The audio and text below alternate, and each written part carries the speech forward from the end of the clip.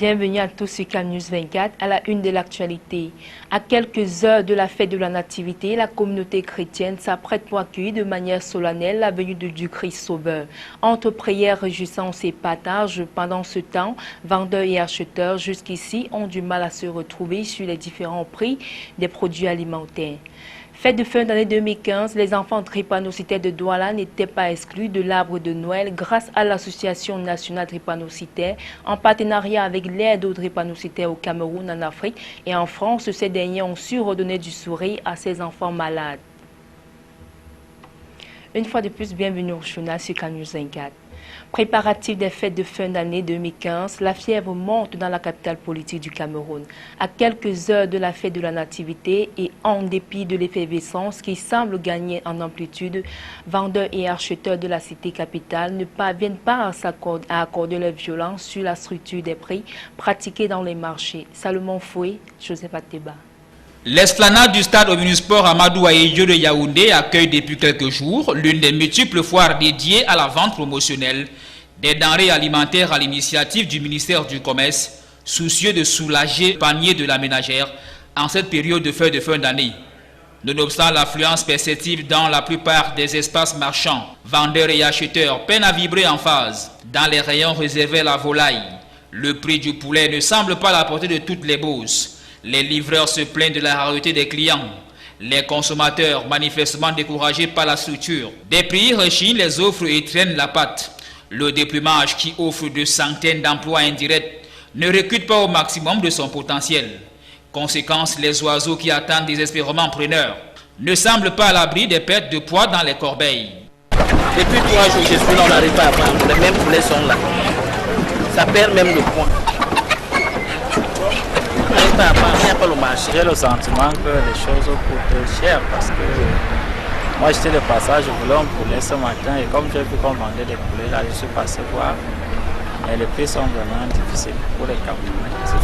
Dans le secteur des vivres frais où la banane plantain, l'igname et le manioc dictent leurs lois, le renchérissement et surtout la nature des belles affaires sont quelque peu relativisés par les acteurs installés dans ces secteurs. Même à demi-mot, chacun semble trouver son compte. Nous vendons en fonction des prix.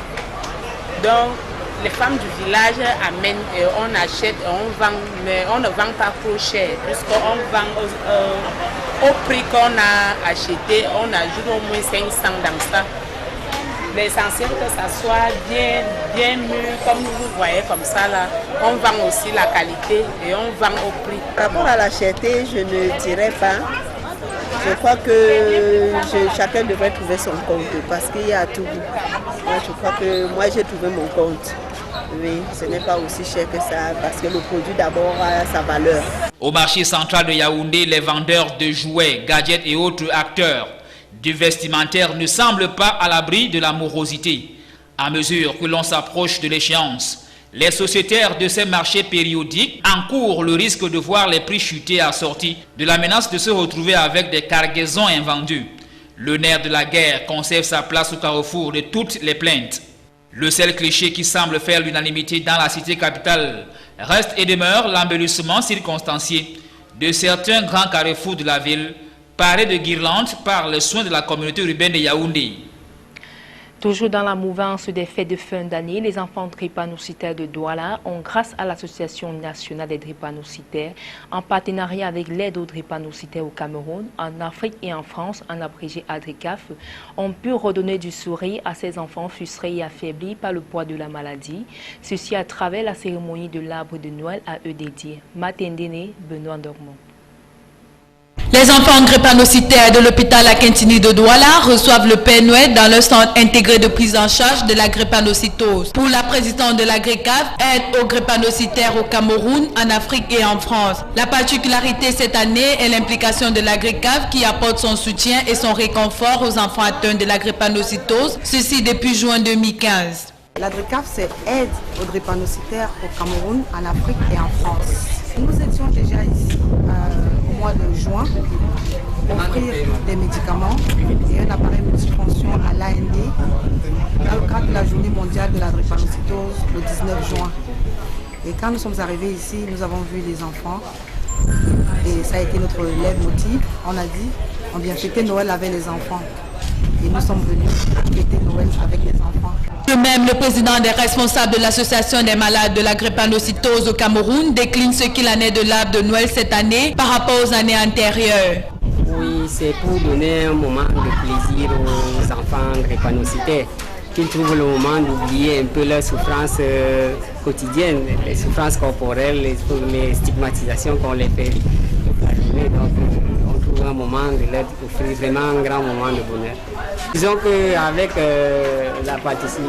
l'assistance d'Adrecaf, cette année, ça a pris vraiment une grande couleur. Mais déjà, on le faisait de manière un peu restreinte. L'année dernière, on a un peu fait une grande ouverture et cette année, vraiment, avec l'Adrecaf, ça a pris une autre couleur.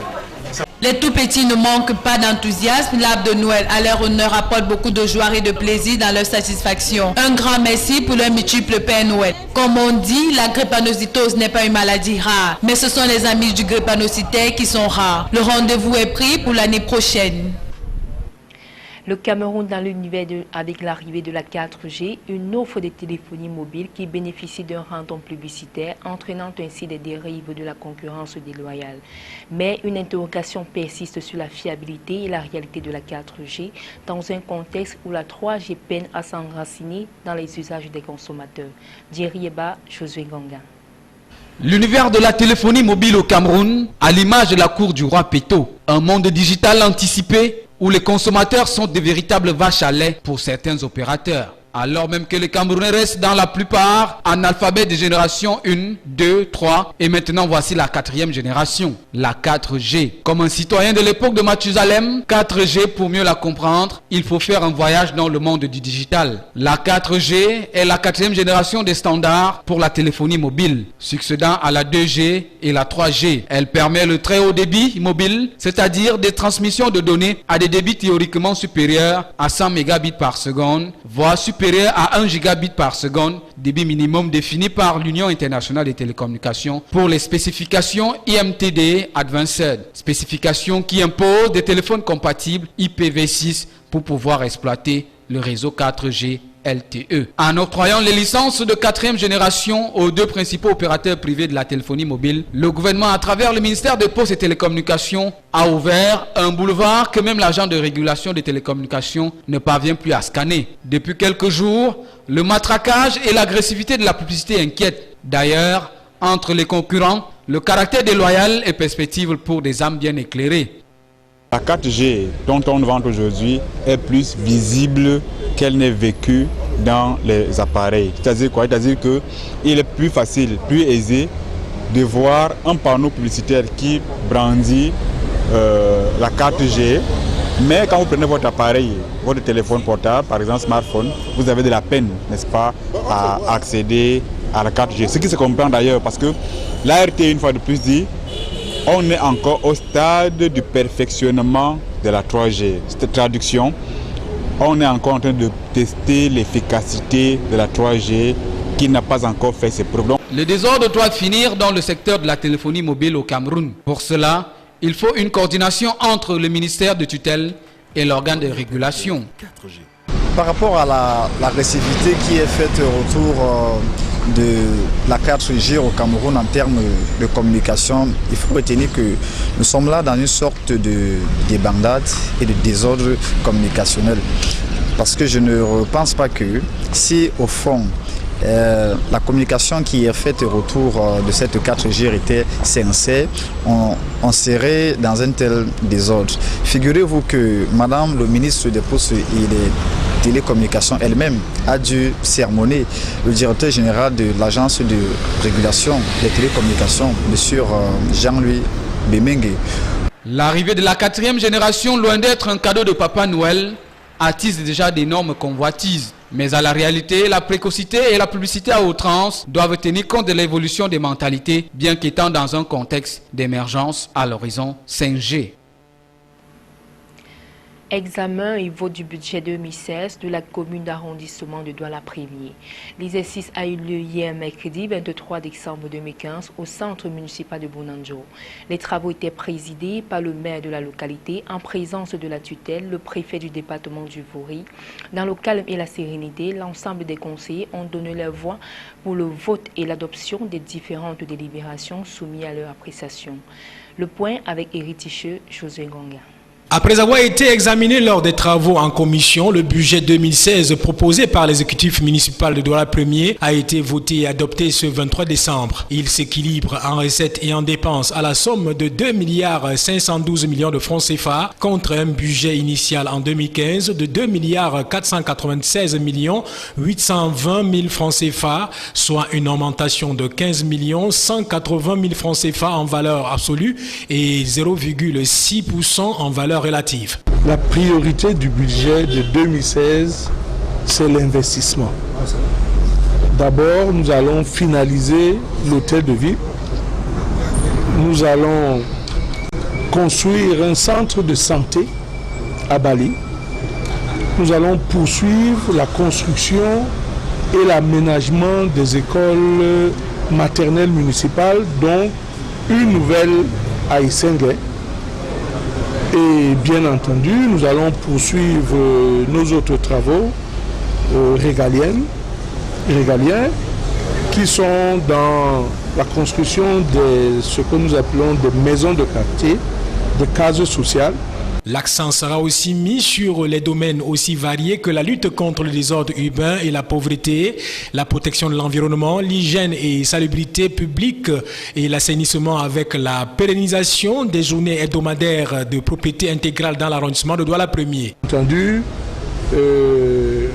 avec l'aide du FECOM et de la communauté urbaine, nous avons créé un guichet unique désormais pour le paiement plus rapide des travaux de construction de l'hôtel de ville, et nous espérons que après juin, juillet, nous pouvons entrer pour une fois, et c'est attendu par les populations pour un meilleur service, nous pouvons entrer dans notre nouvel hôtel de ville. Dans son allocution de circonstance, le préfet a tout d'abord annoncé l'application dès janvier 2016 d'une vignette unique pour les impôts libératoires des mototaxis, taxis et autres autobus, avant d'apporter des éclaircies sur les préoccupations des conseillers, notamment sur l'autorisation au préalable du MINAT avant toute sortie d'un conseiller du territoire camerounais et autres applications du décret concernant les avantages alloués aux conseillers, entre autres. La tutelle a également félicité l'ensemble de l'exécutif communal pour la qualité des travaux en commission, tout en leur demandant de s'impliquer davantage dans la collecte des taxes communales et un suivi plus rigoureux des travaux de la mairie. Toujours dans les mairies, mais cette fois, il s'agit de la lutte contre l'insalubrité. La commune d'arrondissement de Douala 2e récompense le quartier le plus propre. La cérémonie de remise de distinction s'est déroulée le 23 décembre 2015 au centre multifonctionnel des jeunes de Nubel, en présence du préfet du département du Vouri, Nassir Paul Béa. Cette cérémonie de récompense met ainsi fin à la 5e édition du concours du quartier le plus propre, lancé le 12 janvier 2015. Le compte rendu d'Apollinaise Aubebon et Benoît Dormont. C'est le quartier Makeya qui a pu tirer son épingle du jeu de cette 5e édition du concours du quartier le plus propre organisé par la commune d'arrondissement de Douala 2e. En plus des équipements et matériels d'assainissement, le vainqueur de cette édition a bénéficié d'un chèque de 800 000 francs CFA. À côté du quartier Makeya, 4 autres quartiers se sont distingués dans ce concours. À eux également, des chèques et du matériel de propriété ont été remis. La désignation du quartier Makeya comme quartier le plus propre s'est faite sur la base d'un certain nombre de critères définis par un comité constitué des membres du service d'hygiène de la dite commune et chargé de la supervision des travaux. Le quartier qui a été primé aujourd'hui a été fait sur la base de 2 grandes choses. La première, c'est le travail tous les mercredis et pendant les week-ends tout au long de l'année. On a jugé leur participation aux journées citoyennes de propriété à travers la mobilisation des populations, à travers le travail effectif, parce que JCP ne veut pas dire fermer, ça veut dire fermer et balayer, purer, nettoyer. À partir du mois du 19 novembre, on a demandé à chaque quartier de se déployer sur le terrain pour apporter une amélioration à la physionomie du quartier pour permettre aux populations de fêter dans de très bonnes conditions. Alors, à ce niveau-là, on aura noté le coup de pinceau réalisé dans le quartier, la lutte contre la mauvaise évacuation des eaux usées, le curage des caniveaux, le désherbage des drains, les actions innovantes. En plus du quartier le plus propre, d'autres prix ont également été remis, notamment celui du quartier le plus vert qui est revenu au quartier Mbam et Wondo grâce à ce jardin public qui fait la fierté des populations du dit arrondissement. Le marché le plus propre et les 3 associations jeunes les plus citoyennes de l'arrondissement de Douala 2e ont également été récompensés. C'est donc sous fond de satisfaction de la trentaine des participants au dit concours et du maire Denise Fampou que cette 5e édition a été bouclée en attendant la 6e édition qui sera lancée au mois de janvier 2016. L'actualité au-delà de nos frontières avec nos confrères de l'AFP. Le projet de révision constitutionnelle devrait recevoir le soutien d'une large majorité de parlementaires. C'est en tout cas ce qu'a affirmé Manuel Valls mercredi soir. Le texte qui arrivera en février à l'Assemblée prévoit notamment la déchéance de nationalité française pour les binationaux condamnés pour terrorisme. Une bonne partie de la droite devrait voter pour, mais à gauche, en revanche, la mesure divise. La députée écologiste Cécile Duflot votera contre et elle appelle les consciences républicaines à se réveiller. Dernière ligne droite pour acheter ses cadeaux de Noël. Cette année, il faut s'armer d'un peu plus de patience avec un contrôle des sacs à l'entrée des grands magasins. État d'urgence oblige. On se sent plus en sécurité. Je pense que c'est un peu encore à la tête du client et je trouve que c'est dommage parce que l'habit fait pas le moine. C'est comme les militaires dans la rue, ça rassure, c'est sûr. La photo avait fait le tour du monde en septembre dernier, symbole du drame des migrants. Le petit Taylan, un garçon kurde syrien de 3 ans, était retrouvé noyé sur une île grecque. Pour Noël, son père lance un appel sur la chaîne britannique Channel 4. « Je voudrais que le monde entier ouvre ses portes aux Syriens », dit Abdullah Kurdi, en appelant à plus de sympathie de la part des Occidentaux. Et ce, alors que le cap du million de migrants arrivant en Europe vient d'être franchi. Enfin, Noël, ça veut dire pour beaucoup de seniors au Brésil un travail saisonnier dans un pays en pleine récession. À Rio, il existe même une école avec une formation qui s'étale sur 4 jours. Même si les embauches ont diminué avec la crise, les Pères Noël peuvent espérer gagner des centaines, voire quelques milliers de dollars grâce à leurs animations dans les centres commerciaux. Fin du journal, merci de votre aimable attention. Nos programmes se poursuivent.